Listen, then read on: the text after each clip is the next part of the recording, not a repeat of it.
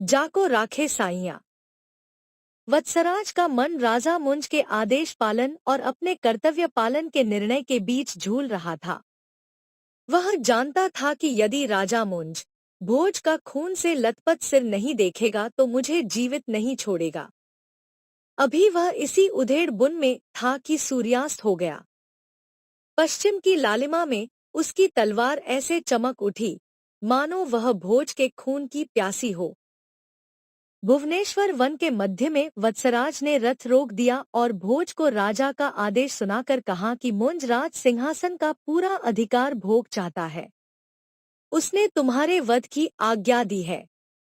मुझको राजा की आज्ञा का पालन करना चाहिए। भगवान श्रीराम ने वनवास का क्लेश सहा। कृष्ण के होते हुए समस्त यादव कुल का विनाश हो गया। नल को राज्य से च्युत होना पड़ा। सब कुछ काल के अधीन है। यह सुनकर कुमार भोज ने अपने रक्त से वटपत्र पर मुंज के लिए एक श्लोक लिखा। वन की नीरवता में काली रात भयानक हो उठी थी।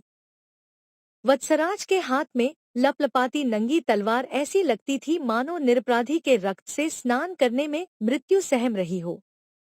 वत्सराज के हाथ से तलवार गिर पड़ी। वह सिहर उठा। मैं भी मनुष्य हूँ। मेरा हृदय भी सुख दुख का अनुभव करता है। यह कहकर वत्सराज ने कुमार को गले लगा लिया। उसके नेत्रों से अश्रुकण बहने लगे। अंधेरा बढ़ता गया। टिमटिमाते दीप के मंद प्रकाश में खून से लथपथ सिर देखकर मुंज सहम उठा। उसने पूछा, मरते समय कुछ कहा भी था उसने? हाँ महाराज। यह कहकर वत्सराज ने वह पत्र मुंज के हाथ में रख दिया, जिसमें लिखा था, इस संसार में मानधाता जैसे महीपति, सागर पर पुल बांधने वाले रामचंद्र, युधिष्ठिर आदि देवलोक को पधार गए, किंतु किसी के साथ भी यह पृथ्वी नहीं गई। मुंज निश्चित ही यह तुम्हारे साथ जाएगी। मुंज के मुख से निकल गया, उसने ठीक ही लिखा है। मैंने कितना बड़ा महापाप कर डाला। मैं स्वर्गीय महाराज सिंधु को क्या उत्तर दूंगा, जिन्होंने 5 वर्ष के कुमार को मेरी गोद में रख दिया था। मैंने विधवा सावित्री की ममता की हत्या कर दी। यह कहकर मुंज रोने लगा। राजमहल में हाहाकार मच गया। मंत्री बुद्धिसागर ने राजा के शयन गृह में किसी के भी जाने की मनाही कर दी और खिन्न होकर शयन गृह से सटे सभा भवन में बैठ गया।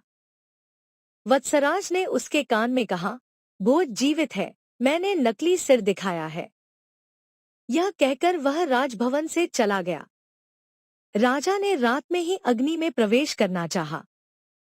धारा नगरी शोक सागर में डूबी थी। रात धीरे धीरे अपनी भयानकता फैला रही थी।